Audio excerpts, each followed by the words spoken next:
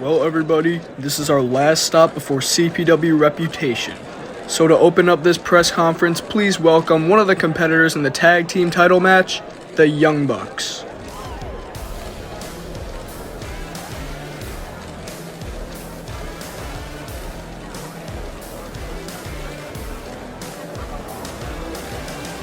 Alright, thank you very much, boys, for coming out here tonight. But ladies and gentlemen, next up, let's welcome their opponents, the Usos.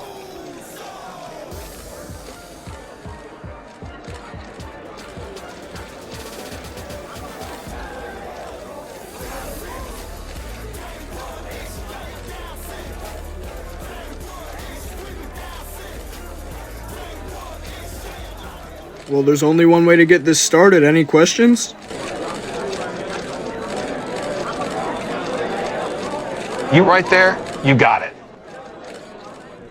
Thank you, Matt. This is Dean from the Can You Wrestle podcast, but I've actually got a question for the Usos over there, if that's alright. Jimmy, Jay, how does it feel to know that you're going up against one of the greatest tag teams, and what's the game plan for them? You know, that's actually a good question. Here's the thing. Last week, we were pretty much gifted our win on a silver platter by RK Bro. The game plan is to show up and show out for y'all to show that we deserve to be a part of this match. And as for the boys sitting across from us, without a doubt, they're great in the ring. There isn't a ton of love for them, but we got for what they do and how they do it. Me and Jimmy, we're looking forward to winning these tag titles from them at Reputation. And yeah. What's next, guys? You up in the front there. Thank you, Jay. This is Alexander from the Wrestle Talk podcast. Taking it over to the Young Bucks once again. Matt, Nick, you guys are known for being cocky and flamboyant. Has the issue of overconfidence crossed your mind yet? And is it going to be all business and party in the back, or are we going to see the good old Young Bucks? Hey, I mean, we definitely have confidence, but we're good enough to handle it. We may seem overconfident to some, but we really just know the outcome of our matches beforehand. We're on a different level than guys like them. And unlike them, we win our matches convincingly. So realistically, we've got a reason to be cocky heading into this one. No such thing as a good match without a super kick party, and I can guarantee you'll get one next week. Dude, what are you staring at? You look like an idiot flexing your muscles around in a press conference. I can do whatever the hell I want. Tell me what I can't do when you get on our level. Man, we done passed your level since we got here. Next week. Hell no with that. You guys couldn't even win your qualifier by yourselves. We can do whatever we want when we want until proven otherwise. We're the Young Bucks, and we can have a little fun if we want to. Alright, okay. Let's just get another question in here before this goes south. Yeah, you right there in the far left. Hey, thank you, man. I'm Danny from the Meltzer Reviews podcast, and this one's going out to the Usos. So last week, you guys were a little bit belittled by the Young Bucks. They were kind of talking some trash, and is there some mutual respect between the two of you that we're going to see in the match, or is it just going to be all-out hate? You know what? Longer we got to get to know these guys, the more I don't like them. They talk like teenagers and act like frat boys. Man, what's your problem? You guys are the ones coming at us with disrespect. Man, sit your ass down. Don't act like you guys are better than us. Last I checked, we have a clean win under our belt. What do you got? We got what we need to kick y'all's asses. I'd like to see you try it, Lil Use.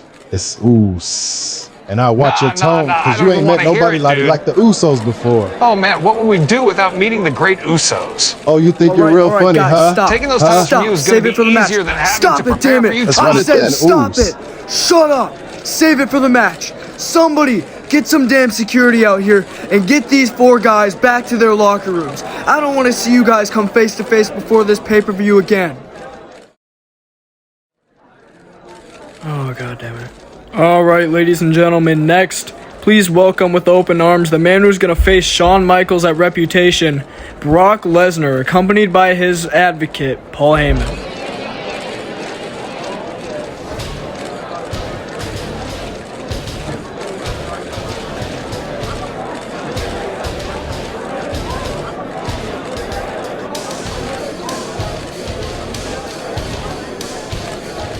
So, who's first?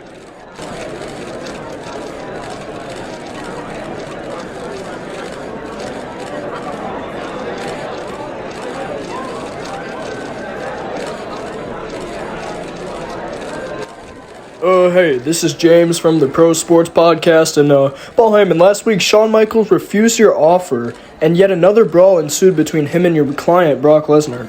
What are your thoughts on Shawn Michaels' refusal? Well, to say I'm disappointed is an understatement. But I'm not for my own sake. Shawn Michaels denied my very generous offer to save him from impending doom, and now he will pay the price. My client, Brock Lesnar, is going to tear him to shreds, and after the respect he failed to show me, I'm going to be looking forward to it. We've got room for one more question. Hurry it up, guys. We don't have all day.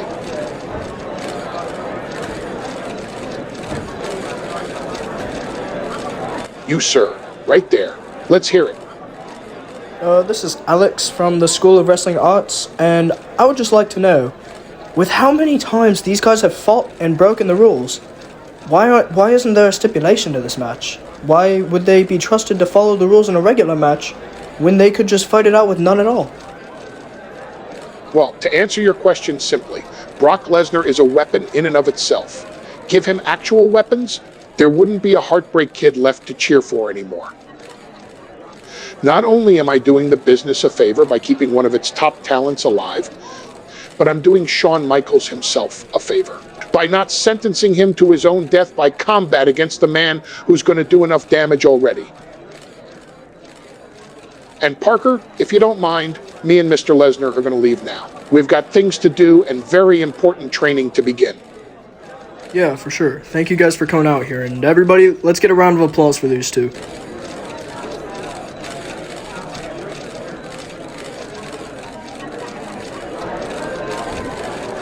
Alright, well, it looks like it's time to move on to the semi-main event of this press conference. Everybody, put a round of applause up for AJ Styles.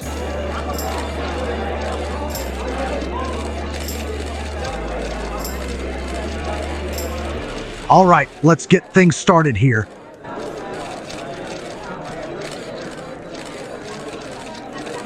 You there in the front row. Yup, right there. Let me hear it. Well, AJ, I think it's the question everybody's wanting an answer to right now. Why did you attack Cody Rhodes after his match against Kevin Owens last week? Yeah, that question was to be expected. I'd be lying if I said it wasn't the only thing on everyone's mind surrounding me. So let's get this cleared once and for all. Why did I attack Cody Rhodes? I attacked him from behind because he's got something I want. Nah, scratch that. Something I need. People tell me I'm one of the best professional wrestlers in the world, yet I don't have the accolades to support it. It bothers me that people can see something in me that even I can't see. So I need that title around your waist, Cody. It's nothing personal. This is my one shot, and I'm taking it. And don't you dare think for a second I plan on missing. Because, respectfully, between you and me, I've always been a step above you. I'll give y'all one more question for the night.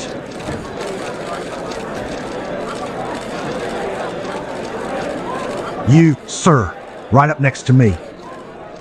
Yeah, it's Thomas from the Wayne Wrestling Reviews podcast, and I'd just like to know, you stated your motives for what you did, but what are your thoughts and opinions on Cody Rhodes, personally? Cody's a longtime friend of mine. We grew up in small companies and ran the indies. We made names for ourselves in smaller corporations while other top guys were molded by their father companies. We come from similar backgrounds. That's what brought us together. It's what ties our careers so closely. But we aren't the same person. He was given his match at Gold Rush for that title, and I was forgotten. I love him like a brother, but when it comes time to wrestle, he's nothing more than an obstacle. Well, thank you, AJ Styles, for coming out here tonight. You can see your way out. And ladies and gentlemen, it's now time for the main event of this press conference. Please welcome first the challenger for the World Championship in the main event of CPW Reputation, CM Punk.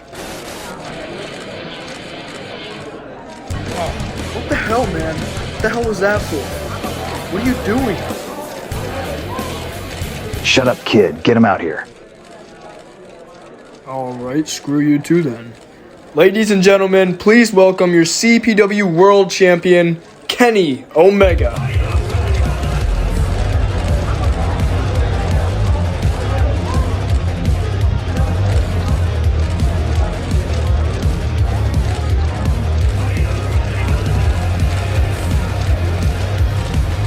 Phil, want to tell me why you attacked me from behind last week? I don't got shit to tell you.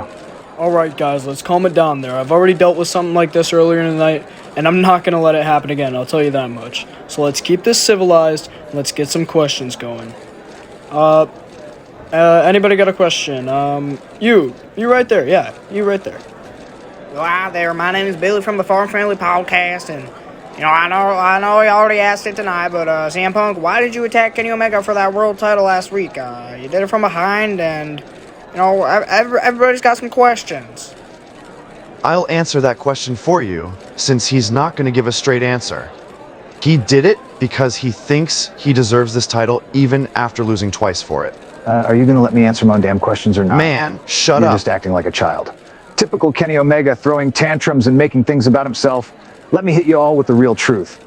CPW needs CM Punk on the show. I draw in these wrestling casuals. I build mountains made of checks for all the executives running the product.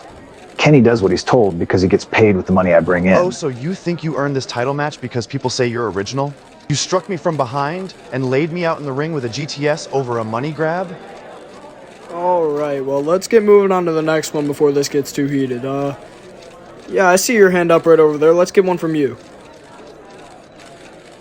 Well, Kenny, I just gotta ask. After everything that's happened, is there any respect left for CM Punk? And are we gonna see any mutual respect in the ring? Or is it gonna be all-out cutthroat fighting?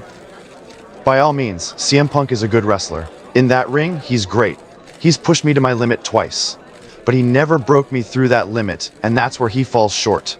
While CM Punk is a great competitor, Phil Brooks is a piece of shit. He demands compensation for doing his job just like everyone else in the back. He doesn't do it better than anyone else, he just talks more shit than anyone else. And the sad thing, he can't back it up. I don't know who the hell you think you are, but I already told you once. You got lucky and pinned me with a roll-up at Gold Rush. Then you beat me fair on the second episode of Emergence. The score is 1-0. And you talk like you're better than me. You haven't proven it. Not until I'm unable to challenge you again. I've already beaten your ass all the way across the ring twice. It doesn't matter how bad I make you look. You just won't let it go. You want me gone so bad? Use your little champion's leverage to book us a stipulation. Get rid of me the only way you can, with weapons. Alright guys, I don't think these two are going to be able to sit here for much more than one question, so we'll end it off on this last one. Yeah, let's see, who's got a good one? You had a good one earlier. Yeah, well, you know what? Let's have this one go out to the both of you guys. Kenny, Punk, what's the ideal outcome of this match look like to you guys? What's your ideal finish to this scenario? Tell you what, Kenny, I'll keep it short if you just shut your damn mouth for the rest of this. We all know Kenny wants to walk out as champion. And I'll raise the stakes for you, because you've already done that twice, and I can admit that. I'm going to claim what's rightfully mine at Reputation. And when I do, I don't want to hear anything about a rematch, because I'm going to do it by myself. So that means you can keep your little buddies, the Young Bucks, in catering for this one. As for you, if you win this match, then you've earned that title. And my respect comes with it. I'll leave you alone. I won't come after that championship so long as it's around your waist. Well, ladies and gentlemen, you heard it. The stakes have been raised and the match has been set. I'll see you all at Reputation, and thank you for coming out for this one.